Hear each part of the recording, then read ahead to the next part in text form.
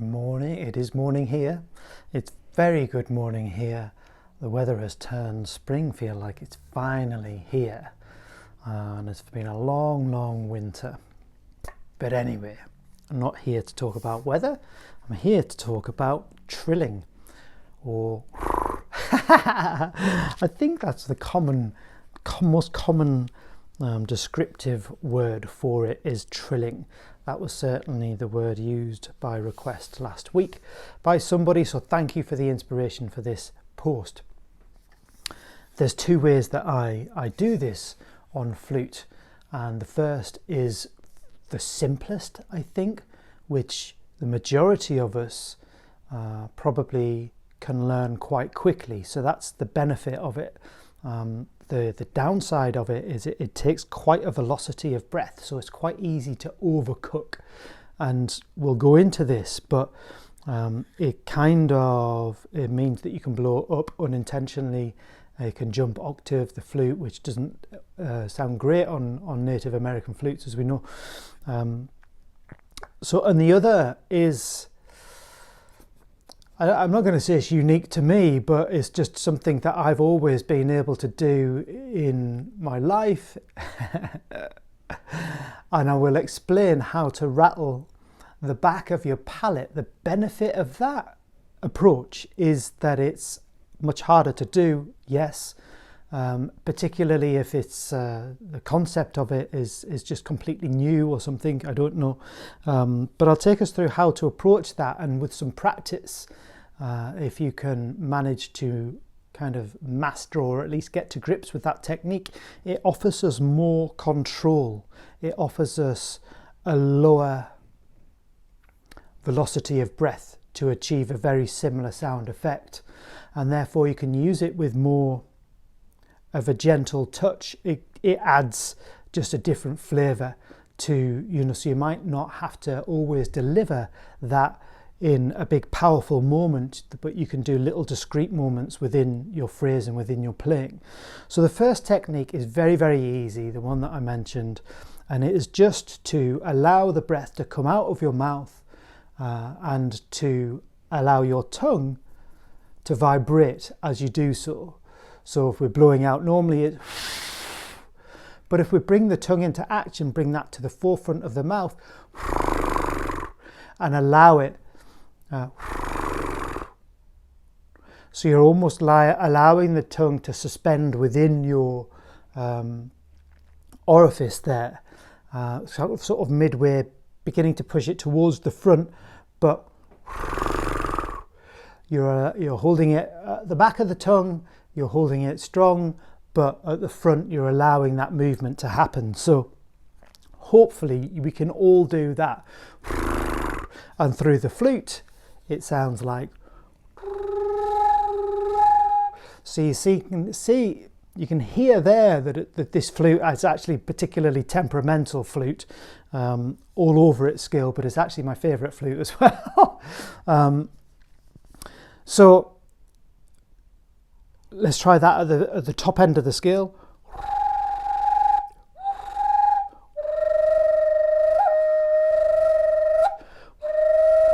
Is happiest on that note, and that's an important thing. You will pick up flutes. I didn't make this flute, I've had it a very long time. It's very temperamental in a lot of places, but do not be discouraged if you pick up a flute and it's like that, because you just need to play it slightly differently, work around those characteristics of a flute to find its true voice and its best, where it performs best. And it's really good, because actually what that does is helps you discover and uncover more versatility within your playing as well. Not all flutes are to be played exactly the same, otherwise it just gets predictable, and and we get kind of bored of it as well. So it's nice to explore flutes and not look at these things as faults, but characteristics and spirit, and I touched on all of that in a different video, I'm sure. Anyway, back to trilling.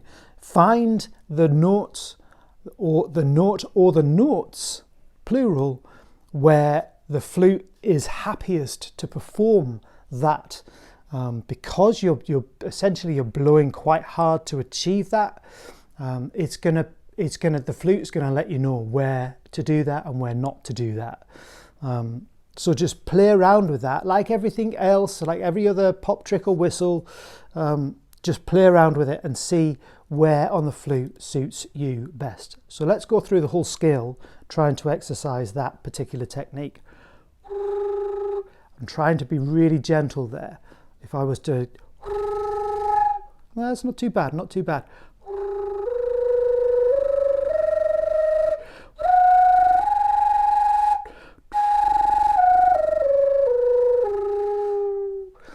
It will soon let you know where it's happiest to do, to deploy that. So how do we bring that into our playing? Well, you can put that anywhere in your playing. It's a great intro.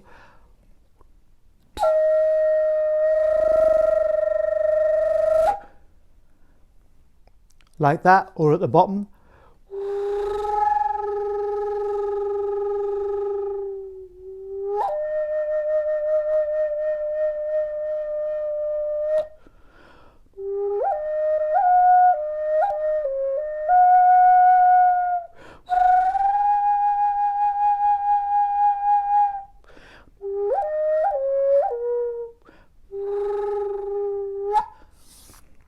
Get creative with it, like any other trick.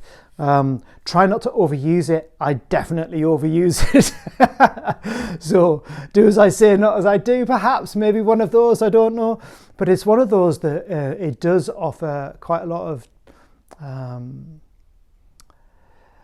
atmosphere. It adds punch, it adds, and so when we develop things like this, it's hard not to overuse them. But here, so what? Overuse it.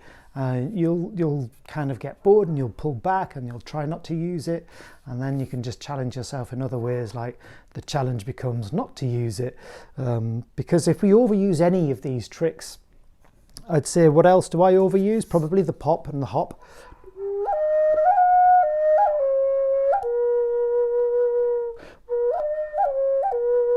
So I forget, oh, you don't need to pop and hop between every single note, Rob.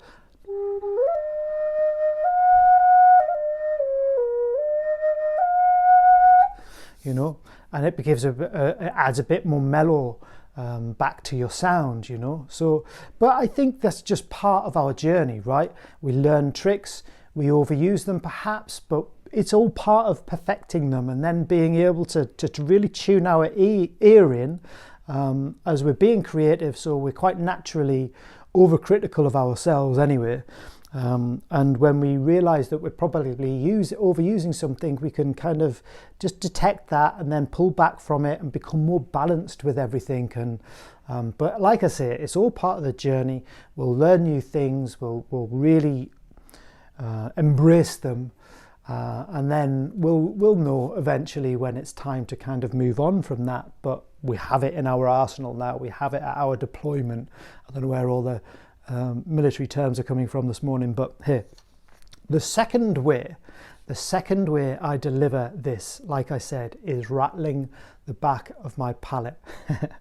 So let's just do a quick demo and see whether we can see. It's going to be difficult because I have to do the first technique so gently on this flute anyway, but let's see whether we can tell the difference. Let's use that stronger note. Technique 1. Technique 2. Technique 2 I can use more gently and in more little subtle moves within my flute. So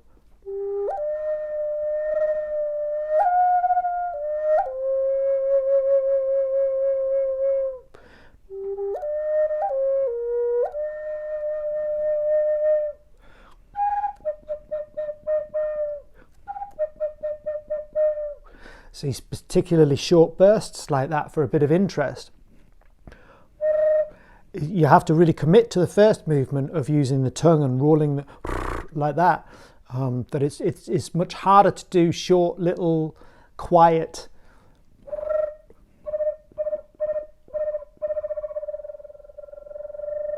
So I can even bring the second technique down to barely making a noise.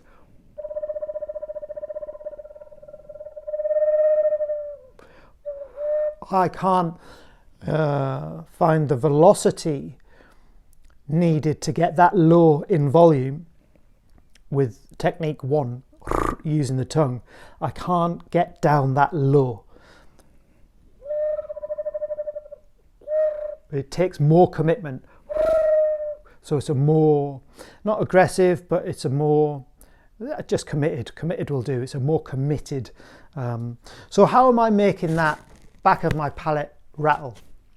If you've ever tried to growl like a dog, that's where it begun for me. I don't know how or why I discovered that I could, to some degree, simulate a growling dog when I was a youngster, but it happened, and I would play with the 2 Jack Russells that we had, and I would growl back at them when they were pulling on the knot in the sock.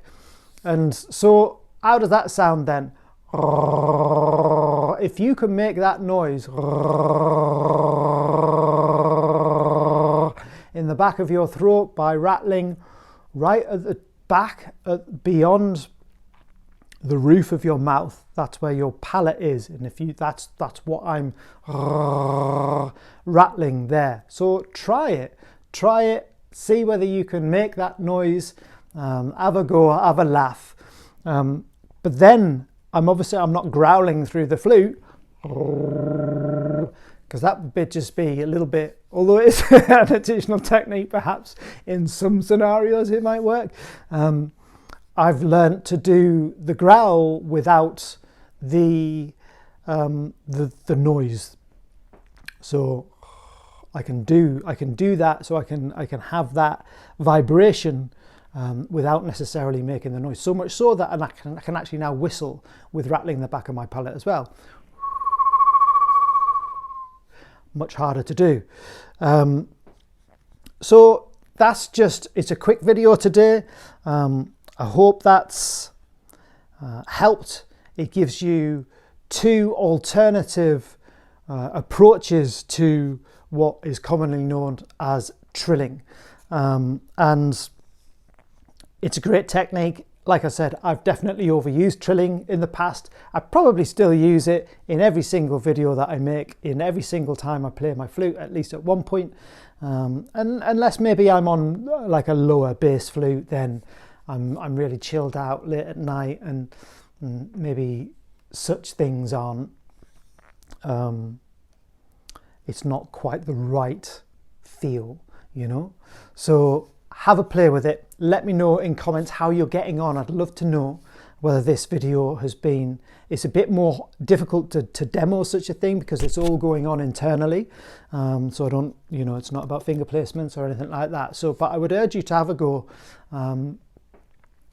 Yeah, and have a laugh with it as well, because no doubt you're going to make yourself sound like an idiot at some point, particularly if you're growling like a dog into camera, perhaps. So yeah, there's a couple of interesting videos coming up that I would like to do. You see the Fiaro over my shoulder. I'm about to move actually for the coming months, so I'm going to pack everything down, but I will be back next week with another video, and I'm thinking that that's going to be based around other world flutes maybe, and just having a little look at what I've started to use behind the scenes, the differences between different flutes and Native American style flute, which is what I'm most proficient on by far, but it's easiest probably as well to pick up and learn. So if you've just stumbled on this video and you are just beginning to learn Native American style flute, you've definitely chosen wisely. It's one of the easiest world flutes to play, 100% for sure, and that's what I love about it. That's why I now play flute. That's why I now make flutes, because it was such an approachable instrument to learn. Go back and have a little look. If you look in, there's the sections, aren't there, where, oh goodness me, what are they called? Playlists on YouTube. So if you look at the playlists, you'll see tutorials under my playlist.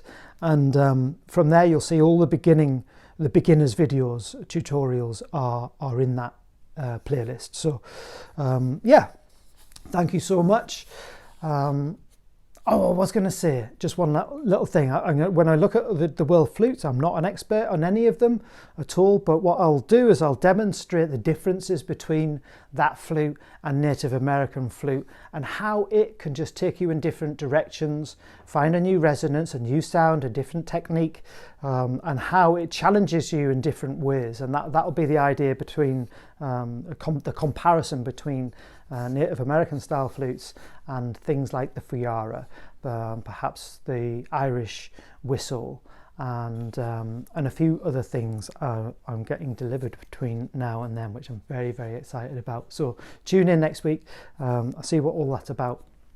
Sending you all lots of love, and continue playing on your flute journey. It takes practice. Going back to the very first piece of advice that I ever said on my video is just pick your flute up just a few minutes every single day and you will see improvements for sure. Over and out.